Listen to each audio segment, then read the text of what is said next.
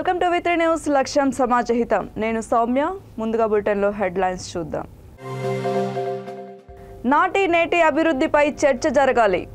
మహబూబాబాద్లో సన్నాహక సమావేశంలో మంత్రి ఎర్రబెల్లి దయాకర్ రావు. చంద్రబాబు అరాచకాలకి ఎన్టీఆర్ ఆత్మ శోభిస్తుంది. బాపట్ల ఎంపీ మోపిదేవి వెంకటరమణ విమర్శ. 57 ఎస్సీ ఉపకులాల వారికి దళిత బంద్ ఇవ్వాలి. మహాధర్నాలో రాష్ట్ర ఎస్సీ 57 ఉపకులాల సంఘం అధ్యక్షుడు చింతల రాజలింగం. రాజేంద్రనగర్లో లారీ బీభత్సం. ఆగి ఉన్న కార్ని ఢీకొన్న లారీ, డ్రైవర్ మృతి.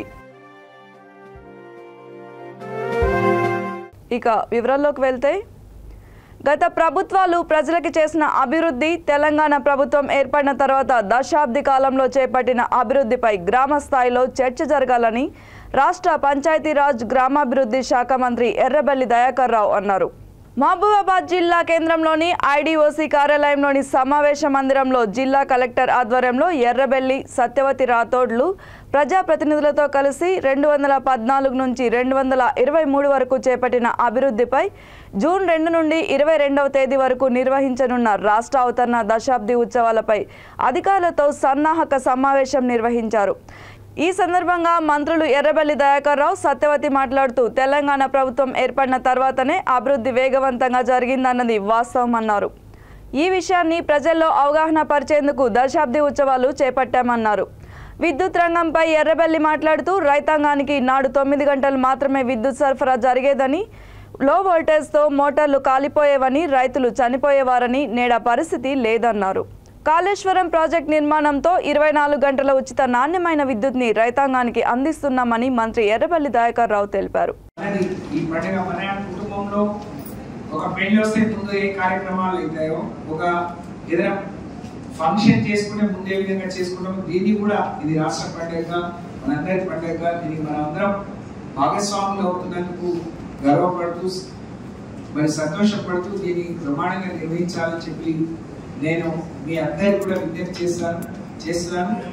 ప్రతి హెచ్ఓడి కూడా మీ పరిధిలో ఉండే టీమ్స్ ను మనం ఉదాహరణకు మిషన్ భగీరథ అక్కడ ట్రీట్మెంట్ ప్లాంట్ ఉంది, అక్కడికి వెళ్ళాలి అని ఆ రోజు గ్రామీణ ప్రాంతాల్లో ఏం చేసుకున్నా అక్కడికి పోయి ఏం చేసాం, ఆ విలేజ్ లో మనం రైతులకు ఎంత రాష్ట్ర ప్రభుత్వం నుంచి ఎంత కడుతున్నాం, ఎలక్ట్రిసిటీ బోర్డు అనేది ఆ విలేజ్ ఉన్న డేటా తయారు చేయాల్సింది సేఫ్టీతో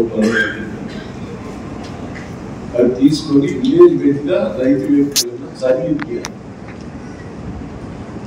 ఎంత మందికి కరెంట్ పోతుంది, ఎంత సబ్సిడీ అంటారు, ఆ రైతుల తరఫున మనం ఎలక్ట్రిసిటీ రైతులు చేసినంత ఎక్స్ప్లోర్ చేయాలి. అంతకుముందు మనం 5 గంటల 6 గంటలు ఇస్తే ఎంత వచ్చింది కరెంట్ బిల్లు. ఇప్పుడు 24 గంటల కరెంట్ ఇస్తే 3,500 నీళ్ళు ఇవ్వడం, 24 గంటలకు 5 పూటలు వస్తారు. అప్పుడు రైతులకు 3 గంటలు కూడా కరెంట్ రాలిపోయింది, 4,000 బావులలో నీళ్ళు పట్టుకుంటుంది. ఇప్పుడు బావులలో 3,000 నీళ్ళు పెరిగినాయి కావాలి. ఇది ఎక్స్పోర్ట్ చేస్తే రైతులు అడ్వాన్స్ ఏంటి సీజన్ మన ముఖ్యమంత్రి గారు ప్రత్యేకంగా మన కరెంట్ చేయాలి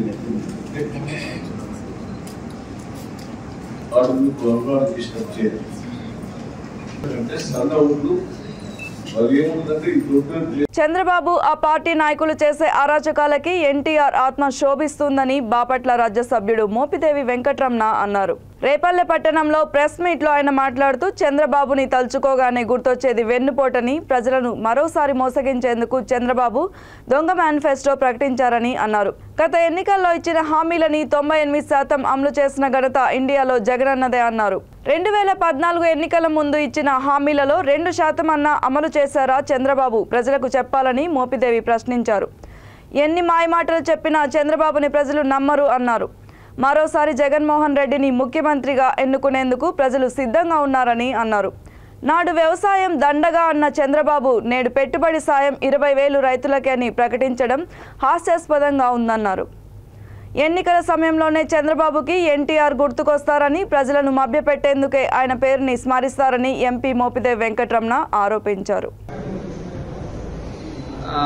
వీరందరూ కూడాను తెలుగుదేశం పార్టీ నాయకులు చంద్రబాబు నాయుడు గారు కానివ్వండి, ఆయన భజన బృందం ఉంది, అందరూ కూడాను కాస్త రకరకాల మేకప్ వేసుకుని ప్రదర్శనలు ఇవ్వడం జరిగింది.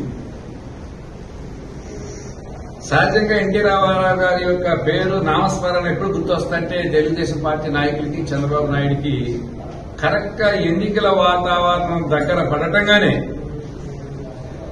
ఎన్టీ రామారావు గారి ఫ్లెక్సీలు, ఎన్టీ రామారావు గారి ఫోటోలు, ఆయన నామస్మరణ అనేటువంటిది గత కొంతకాలం నుంచి మనం చూస్తున్నాం. ఒక్కొక్క ఇక్కడ ఏంటంటే ఆయన ఆత్మ ఎందుకు ఘోషిస్తుందంటే రామారావు గారిది, ఆయన చంద్రబాబు నాయుడికి రాజకీయ భిక్ష పెట్టినటువంటి వ్యక్తి ఎన్టీ రామారావు గారు. పిల్లనిచ్చిన మామ పదవి రాజకీయ భిక్ష పెట్టిన మామని ఎంత దుర్మార్గంగా, దారుణంగా వెన్నుపోటు పొడిచి ఆయన మరణానికి కారణమైనటువంటి ప్రథమ ముద్దాయి ఎవరంటే చంద్రబాబు నాయుడు గారు. అది జగమెరిగిన సత్యం, అది అందరికీ తెలుసు. తదనంతరం జరిగిన పరిణామం అంటే కానీ లేదనుకుంటే ఇతర అన్ని కార్డు కింద చూసుకుంటే ప్రభుత్వ ఉద్యోగాలు direct employment or indirect employment out sourcing అని కలిపి మొత్తం 6.5 లక్షల మంది పైచిలుపుకి ఉద్యోగ అవకాశాలు కల్పించారు జగన్మోహన్ రెడ్డి గారు. నువ్వు ప్రతి నిరుద్యోగుడికి ఉద్యోగ అవకాశం అన్నావు, ప్రతి నిరుద్యోగ యువతకు నిరుద్యోగ భృతి అన్నావు. నువ్వు ఇచ్చేది 35,000 మందికి ఉద్యోగాలు ఇచ్చావు. జగన్మోహన్ రెడ్డి గారు దాదాపు 6 లక్షల మందికి డైరెక్ట్ ఆర్ ఇండైరెక్ట్. ఎక్కడ అసలు పొంతన ఎక్కడ ఉంది? రైతుల రుణమాఫీ అన్నావు, ఎంతమంది రైతులు రుణమాఫీ చేశావు? 0. మొత్తం మీద తిప్పి లెక్కేస్తే 10,000 రూపాయలు కూడా నువ్వు రుణమాఫీ చేయలే. మహిళలకు సంబంధించి మీరు డ్వాక్రా బాకీలు కట్టవద్దు, నేను రావడంగానే రద్దు చేస్తానని చెప్పాను. ఎక్కడ చేసావు? నువ్వు నీ టైంలో కట్టలేని బకాయిలన్నీ కూడా 0 వడ్డీ పేరుతోటి మొన్న 4వ విడత జగన్మోహన్ రెడ్డి గారు ఇచ్చారు. నీ టైంలో బకాయిలు ఉన్నటువంటి రైతులకు సంబంధించిన బకాయిలు, విద్యుత్ బకాయిలు అన్ని కూడా జగన్మోహన్ రెడ్డి గారు ముఖ్యమంత్రి అయిన తర్వాత క్లియర్ చేసిన పరిస్థితులు ఉన్నాయి. ఈ విధంగా చెప్పుకుంటూ పోతే నువ్వు ప్రతి అంశంలో ప్రతి రంగాన్ని కూడా మోసం చేసినటువంటి పెద్ద దగాకోరుకు. నువ్వు ఏదో బీసీని మోసం చేస్తున్నారు, దళితులు మోసం చేస్తున్నారు అని చెప్పేసి మాట్లాడుతున్నావు. అన్నా నేను స్వయంగా నేను అనేక సందర్భాల్లో చెప్పా, ఏ ఏ వర్గాల వారికి ఏ సంక్షేమ కార్యక్రమాల ద్వారా మీ టైంలో ఏం జరిగినాయి, మా టైంలో ఏం జరిగినాయి, రాజకీయ పరమైన ప్రాధాన్యత ఎస్సీ సామాజిక వర్గానికి ఏ విధంగా మీ టైంలో మేలు జరిగింది, మా టైంలో జగన్మోహన్ రెడ్డి గారి టైంలో ఎంత మేలు జరిగింది, బీసీ సామాజిక వర్గాల వారికి మీ టైంలో ఎంత జరిగింది, మా టైంలో ఎంత జరిగింది, ఇతర వర్గాల వారికి రాజకీయ పరమైన ప్రాధాన్యత మీ టైంలో ఏం జరిగింది, మా టైంలో ఏం జరిగింది, బహిరంగ చర్చకు మేము సిద్ధమన్నాం. సమాధానం ఉండదు.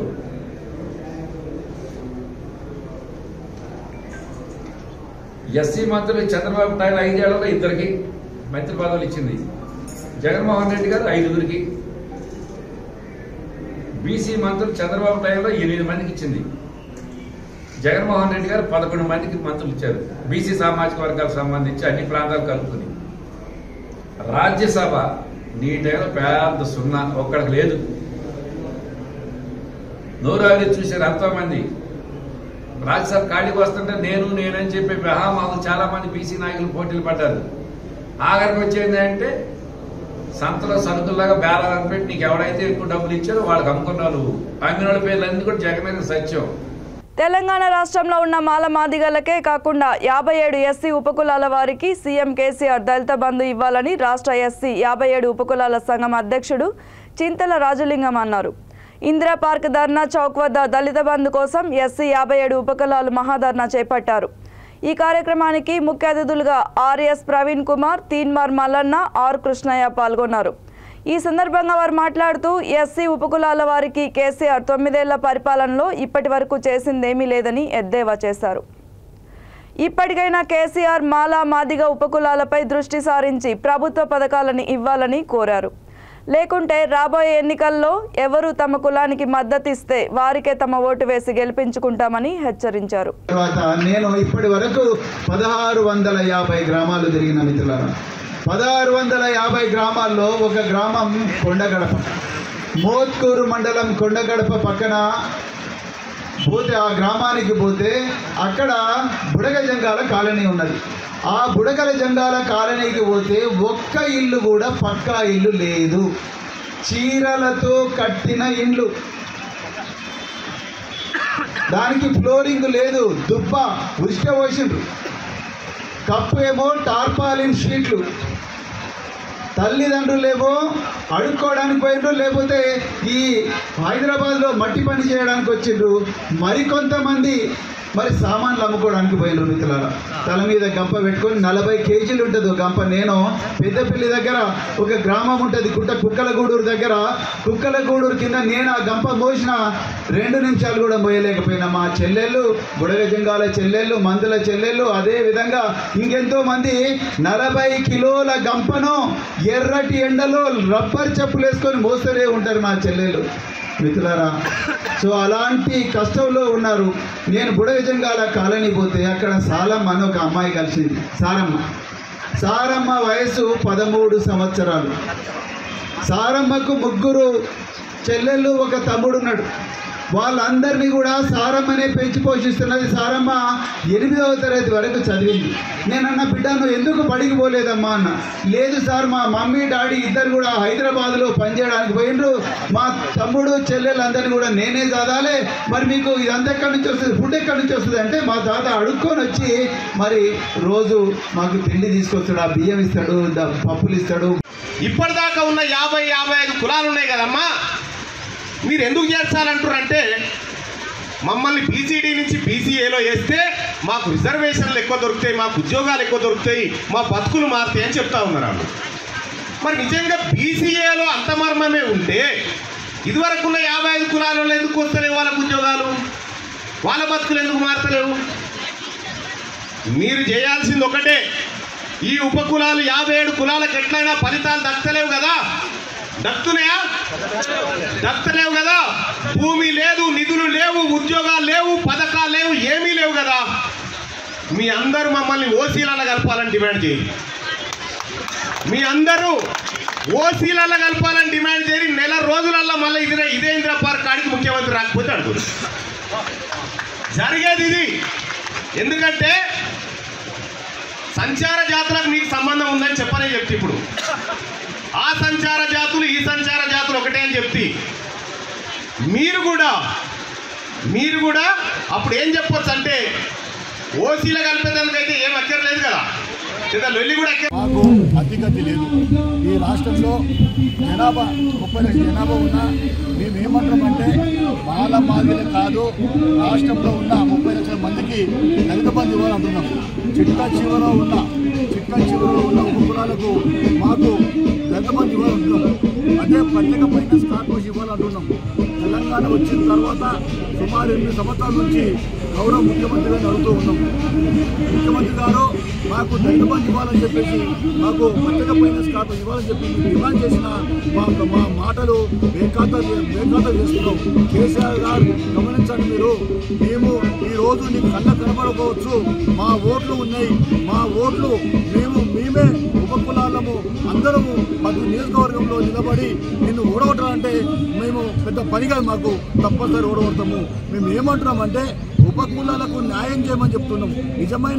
మాకు నిజమైన న్యాయం చేయమంటున్నాం. అన్యాయం అవుతున్నాము. చిత్తశివులో ఉన్న ఉపకులాలు ఎంతమంది రావడం లేదు. మీరు ప్రతి ఒక్కరికి ప్రత్యేక ఫైనాన్స్ కార్పొరేషన్ ఇచ్చారు, గ్రౌండ్లకు ఇచ్చారు, మళ్ళా బాబులకు ఇచ్చారు, వైశ్యులకు ఇచ్చారు, మళ్ళీ ఆంగ్ల ఇండియన్కి ఇచ్చారు. కానీ మాకన్నా ఎత్తులో ఉన్న కులాలకు మీరు ప్రత్యేక ఫైనాన్స్ కార్పొరేషన్ ఇచ్చారు. కానీ మా ఎస్సీ 50 కులాలకు ఎందుకు ఇవ్వాలని ప్రశ్నిస్తున్నాము. అంటే మీకు మేము కనబడతలేమా? ఈ రాష్ట్రంలో లక్షలాది మంది ఉన్న మీరు దళిత బంధు 2 కులాలకు ఇస్తున్నారు. 2 కులాలకు మేము వ్యతిరేకం కాదు, వాళ్ళ మాదిరి వ్యతిరేకం కాదు, మా సోదరులకు. కానీ వాళ్ళతో పాటు రాజేంద్రనగర్లో లారీ బీభత్సం సృష్టించింది. వ్యవసాయ కళాశాల వద్ద ఆగి ఉన్న కారును ఢీకొంటూ లారీ దూసుకెళ్లింది. స్పాట్లోనే లారీ డ్రైవర్ మృతి చెందాడు. కారులో ప్రయాణిస్తున్న వ్యక్తి స్వల్ప గాయాలతో బయటపడ్డాడు. ధాన్యం లోడుతో వెళ్తున్న లారీ కారును ఢీకొని పక్కకు జరిగింది. కర్నూలు నుండి హైదరాబాద్కి వస్తుండగా ఈ ప్రమాదం జరిగింది. లారీ డ్రైవర్ నిద్రమత్తులో జారుకోవడంతో ఈ ప్రమాదం జరిగిందని భావిస్తున్నారు.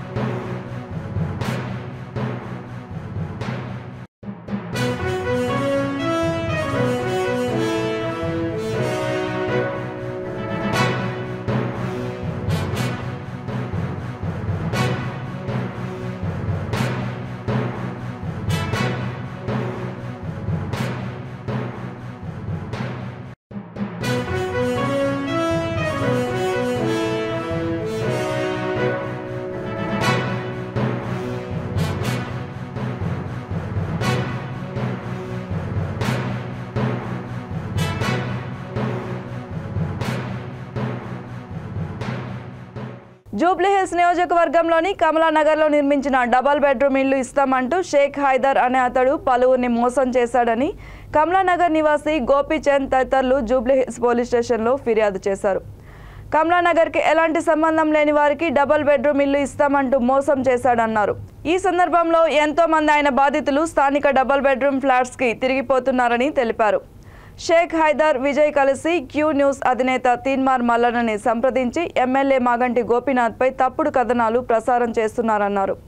ఆయనపై తగిన చర్యలు తీసుకోవాలని గోపీచంద్ ఫిర్యాదులో పేర్కొన్నారు. నా పేరు గోపీచంద్, కమలానగర్ రెసిడెంట్ అన్న. మేము ఏదైతే ఈరోజు పోలీస్ స్టేషన్ అప్రోచ్ అయ్యామో హైదర్ అనే ఒక వ్యక్తి బయట బస్తీ వాళ్ళని తీసుకొచ్చి మా బస్తీలో ఇల్లు అమ్ముకొని పోయిన వాళ్ళని కూడా తీసుకొచ్చి బస్తీలో ఇల్లు ఉన్నట్టు క్రియేట్ చేసి లేనిపోని బస్తీలో లేనిపోని గొడవలు పెడుతున్నాడు అన్న. ఇది ఎవరైతే తీన్మార్ మల్లన్న ఆయనకు సపోర్ట్ చేస్తున్నాడో ఒక అమ్మ అబ్బకు పుట్టుంటే రేపు బస్తీలోకి వచ్చి మాట్లాడాలన్న. 18 మందికి ఎవరికి బోగస్ ఇచ్చారు, రేపు బస్తీకి రా, బస్తీ వాళ్ళు అందరం ఉంటాం, నువ్వు తీసుకుపోయిన 20 మందిని తీసుకొని రా, బస్తీ వాళ్ళు ఎవరి బయట వాళ్ళు ఎవరి మీకు తెలుస్తాయి, నేను చూపిస్తా రండి. 18 మంది బోగస్ ఇచ్చిండు, రేపు వచ్చి నువ్వు ఒక అమ్మ ఒక అయ్యి పుట్టుంటే రేపు చూపించాలి. అది కాకుండా మీరు క్రియేట్ చేసేది ఏదైతే 20 మందికి ఫాల్స్ స్టేట్మెంట్ ఉందో వాళ్ళందరూ బస్తీ వాళ్ళు కాదు, ఇక్కడ ప్రతి ఒక్కళ్ళు ఉన్న వాళ్ళందరూ రెసిడెంట్స్. మీరు రండి, నిజంగా మీకు దమ్మున్న వాళ్ళు అయితే బస్తీలోకి వచ్చి మాట్లాడితే మీకు తెలుస్తుంది. మేమందరం ఉంటాం బస్తీ వాళ్ళు, తీసుకొని రండి, ఎవరికి రావాలో బస్తీ వాళ్ళు కాదో మేము చెప్తాం. ఇది నమస్తే. ఇప్పుడు మాకు ఒక 7 సంవత్సరాల కింద మా ఎమ్మెల్యే సాబు మా గుడిసెలన్నీ చూసి డబుల్ బెడ్రూమ్ కట్టిస్తుంటే మేము అందరం ఏకీభావంతోటి అందరం బస్తీలం సంతకాలు పెట్టి డబుల్ బెడ్రూమ్కు మేము ఆమోదించుకున్నాం. అందరం కలిసి అధికారులకు చెప్పినాం, ఎమ్మెల్యేకి చెప్తే దాన్ని ఎంక్వైరీ చేయించండి. ఇంటింటికి తిరిగి పలకలు పెట్టి ఫోటోలు దింపి డాక్యుమెంట్స్ తీసుకొని అన్నీ తీసుకొని ఫోటోలు దింపి అందరికీ ఇంటింటికి 146 మందికి సర్వే చేసి ఫస్ట్ విడత 126 లిస్ట్ ఇచ్చిండు సార్. తర్వాత ఎంఆర్ఓ సైదుల్ గారు మళ్ళీ కొన్ని డోర్ లాక్ ఉన్నోళ్ళే, కొన్ని పనులకు పోయిన వాళ్ళు లేని వాళ్ళవి 16 మంది లిస్టు తయారు చేసి అది ఇచ్చిండు. తర్వాత 4 లిస్టులలో పోయేటప్పుడు సైదుల్ గారు ట్రాన్స్ఫర్ అయిపోయేటప్పుడు ఇదే హైదర్ది 4 నంబర్ లిస్టులో హైదర్ భార్యది పెద్ద భార్యది లిస్టులో పేరు పెట్టి ఆయన వెళ్ళిపోయాడు. ఇప్పుడు ఇండ్లు కట్టుడు అయిపోయింది. 7 సంవత్సరాలు కెరీర్ కట్టుకొని ఉన్నాము, ఏదో బాధపడ్డం ఉన్నాం. ఇప్పుడు ఇండ్లు ఇస్తుండ్రు. ఇండ్లు ఇచ్చేటప్పుడు ఏమైంది, మా బస్సులోకి కొద్దిగా వెనక ముందు ఏదో కరెంట్ బిల్లు కొద్దిగా అప్పుకోదలో కొద్ది పేపర్ అటు ఇటు ఉండో కొన్ని మందికి ఆపిండ్రు. సార్ ఏమన్నాడు, 15 రోజులలో అందరికీ క్లియర్ చేసి ఇప్పిస్తా అని ఆగుంటాను. మేము ఎవరి దగ్గర పోలేదు, మేము లేదు. ఈయన బస్సు బయట వాళ్ళకి తీసుకొచ్చి మా బస్సులే కాదు ఎవరు ఒక ఆమె ఏడుచుకుంటూ చెప్తుంది 3 కోట్లు తిన్నారు అని చెప్తుంది. 3 కోట్లు తిన్న ఆమె ఎవరికి ఇచ్చింది 3 కోట్లు? బస్సుకి రమ్మని రేపొద్దున మా పబ్లిక్ని అందరినీ డబుల్ బెడ్రూమ్ వచ్చిన వాళ్ళని రాని వాళ్ళు అందరినీ నిలబెడతాము, అక్కడ కూర్చోబెట్టి అందరి అదే తీన్మార్ మల్లన్న దగ్గరికి చెప్పారు కదా, అదే తీన్మార్ మల్లన్న రమ్మని అడిగి ఇప్పుడు మా ఎమ్మెల్యే గారు ఒకటే చెప్పిండ్రు, మీకు ఎవరికి అన్యాయం జరగదు, అందరికీ న్యాయం చేస్తా, కాకపోతే 4-15 రోజులు ఎంక్వైరీ చేసి కొన్ని అవకతవకలు ఉన్నాయి కూడా చేపిస్తా అని చెప్పి మేము ఎవరి దగ్గర పోకుండా గమనం ఈయన తీర్మార్మల్లన్న దగ్గరికి ఈడికి ఆడికి తిరుగుకుంటా ఎంఐఎం పార్టీ దగ్గర పోకుండా అన్నీ చేసుకుంటా పబ్లిక్ అంతా ఇది చేసుకుంటా ఎవరికి మూడు ఆయన ఒక్కడు కూడా మా ఇంతమంది రేపు పొద్దున మా బస్సు వాళ్ళని తీసుకొని రమ్మని బస్సు కాడికి మా బస్సు ఒకరొకరిని అడగండి ఇల్లు మీ బస్సు వల్ల వీళ్ళు ఎక్కడికి వెళ్ళి వచ్చిండ్రు వాళ్ళు ఇల్లు ఉన్నాయంటారు కదా. అదే విజయ్ అనేటోడు ఈ చింతపండు అన్నట్టు ఆయన ఎవరో మాకు తెలియదు. ఆయన నవీను ఒకసారి చింతపండు వగులుతుంది ఆయనకు, ఎందుకంటే ఆడెవడో మా బస్తీకి తెలియదు. ఎక్కడి నుంచి వచ్చి మాట్లాడుతున్నాడు? మా బస్తీకి రమ్మని ఒకసారి చూపిస్తాం ఆయనకి ఏందో మా బస్తీ విలువ అంటే ఏందో. 20 ఏళ్ళ నుంచి కిరాయిలు కట్టుకోకుండా చచ్చిపోతుంటే మనుషులను ఆ ఇండ్లు ఖాళీ చేసినాక ఒక 20 మంది చచ్చిపోయినరు, సావులు అయినాయి. ఎవరైనా పట్టించుకున్నారా? అప్పుడు ఇప్పుడు వచ్చి నేను ఊరికొస్తున్నారు. మా దగ్గర పత్రాలు మా దగ్గర పేపర్లను చూపిస్తున్నారు. అప్పటి నుంచి ఏమైనా ఇన్నేళ్ళకు ఏమైనా పేపర్లని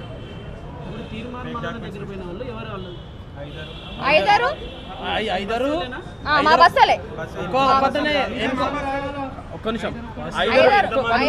రంగారెడ్డి జిల్లా నార్సింగి నుంచి పోలీస్ అకాడమీ వైపు వస్తుండగా సర్వీస్ రోడ్లో యాక్టివాపై వెళ్తున్న బాలరాజు అనే యువకుడిని రాంగ్ రోడ్లో అతి వేగంగా వచ్చిన ఆటో ఢీకొంది.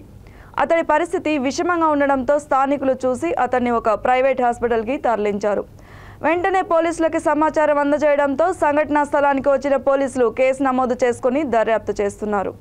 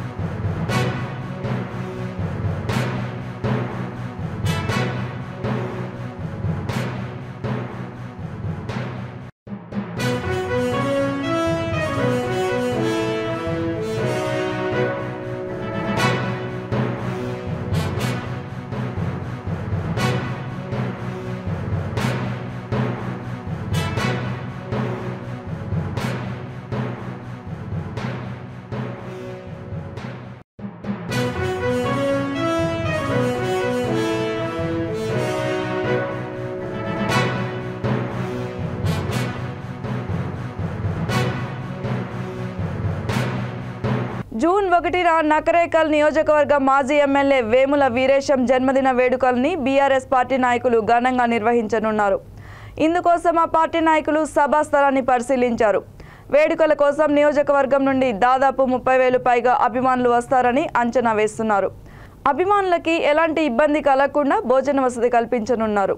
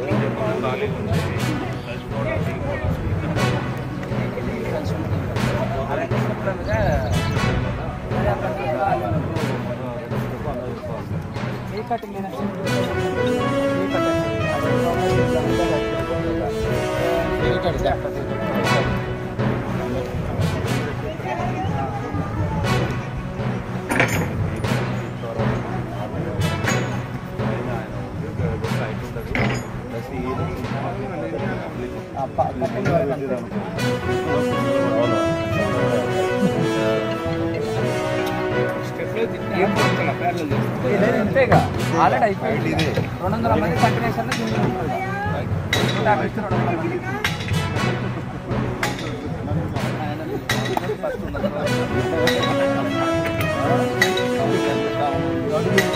జనాలు ఎంతమంది వాళ్ళ వయసుగా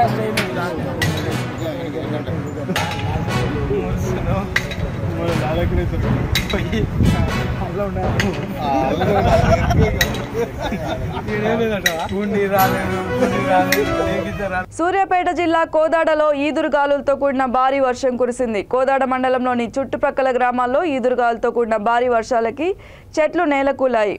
ఒక్కసారిగా వాతావరణం చల్లబడడంతో ప్రజలు ఆనందం వ్యక్తం చేస్తున్నారు. ఈదురుగాలులతో పాటు ఉరుములు రావడంతో పలు ఇళ్లలో టీవీలు, ఫ్యాన్లు కాలిపోయాయి.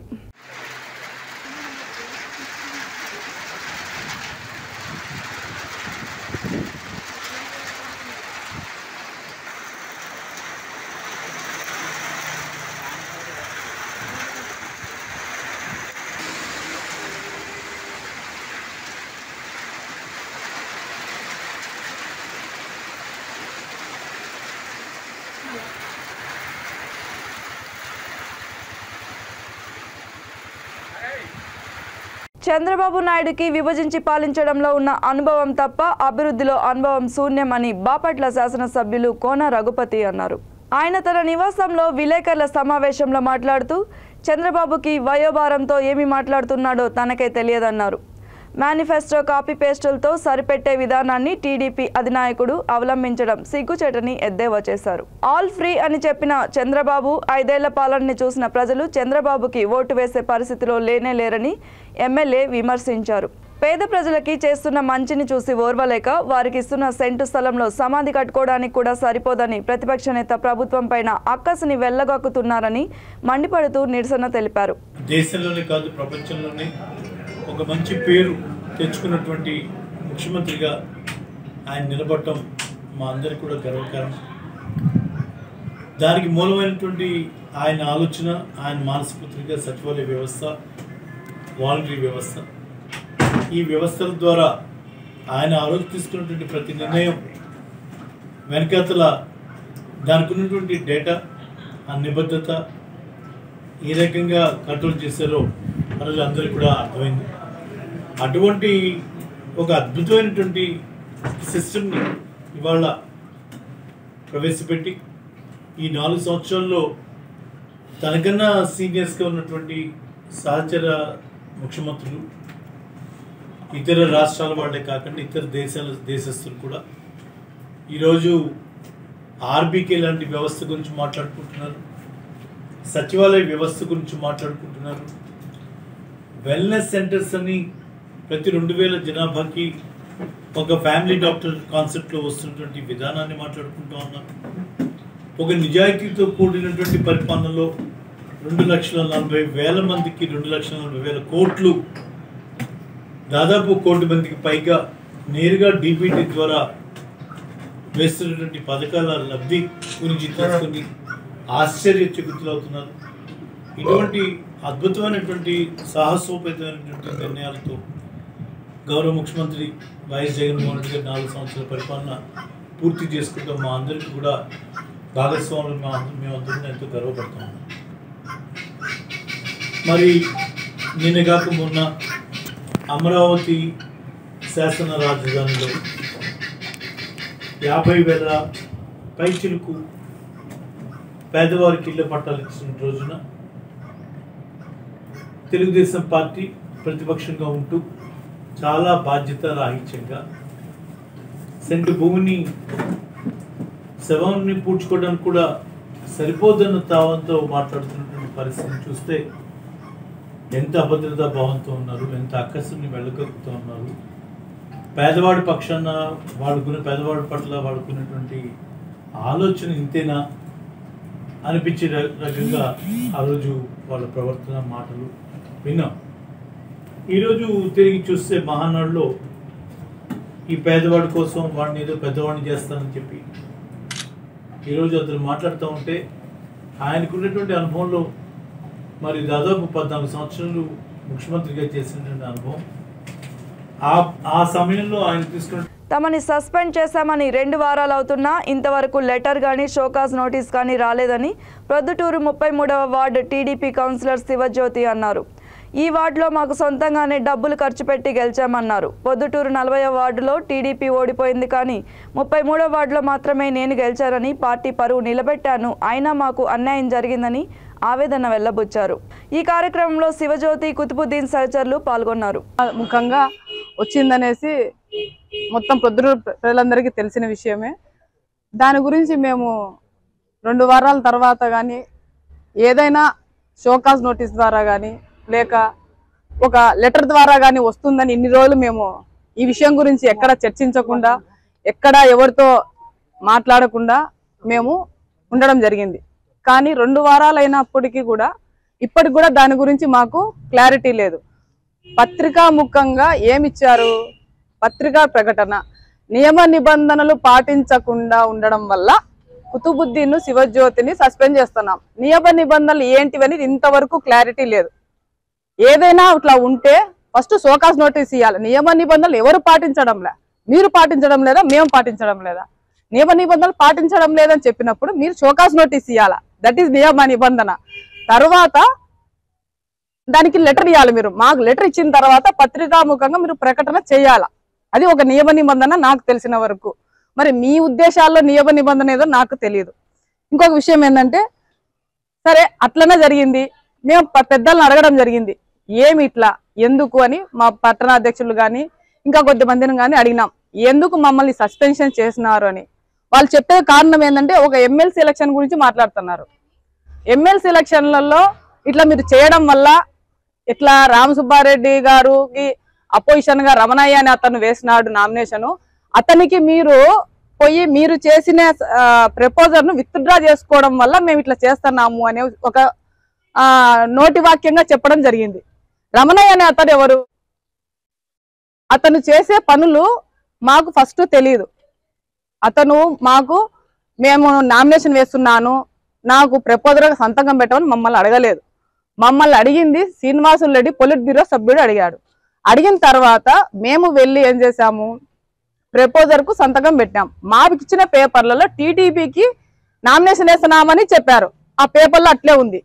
ఆ రోజు సాయంత్రం వరకు మాకు తెలియదు ఇండిపెండెంట్ క్యాండిడేట్ అని. ఏ రోజు మాకు ఇండిపెండెంట్ క్యాండిడేట్ కు ప్రపోజ్ చేయమని మమ్మల్ని అడగలేదు. అటువంటి చేయాల్సిన అవసరం మాకు లేదు. మేము టీడీపీలో ఉన్నాము, మేము ఇండిపెండెంట్ క్యాండిడేట్ ఎందుకు సపోర్ట్ చేస్తాం? ఓకే చేశారు.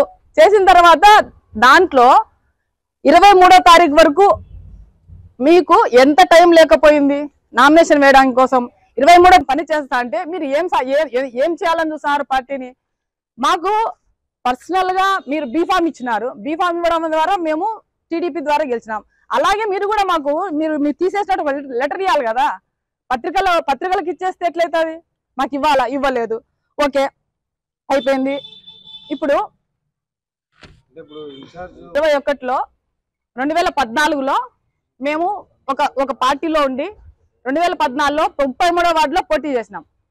పోటీ చేస్తే ఒక వ్యక్తికి ఇక్కడ అవసరం వచ్చి మా ముక్తారన్న దగ్గరకు వచ్చి అడగడం వల్ల మేము ఇక్కడ విత్డ్రా చేసుకొని పక్క వార్డులో కొత్త వార్డులో ఎవరైనా ఫస్ట్ రాజకీయ అరంగేట్రం చేసేటప్పుడు మనం గెలవాలని ఆ వార్డు కావాలనుకుంటాం. కానీ మేము పక్క వార్డులోకి ఎందుకు వెళ్ళామంటే ఒక మనిషి వ్యక్తి మాటలు విని మేము ఆ రోజు ఏ రూపాయి మేము విత్డ్రాల్ చేసుకున్నామని చెప్పి ఒక కారణం చూపిస్తూ మొత్తం తెలుగుదేశం పార్టీ నుంచి 3 వ్యక్తులు విత్డ్రా చేసుకున్నారు.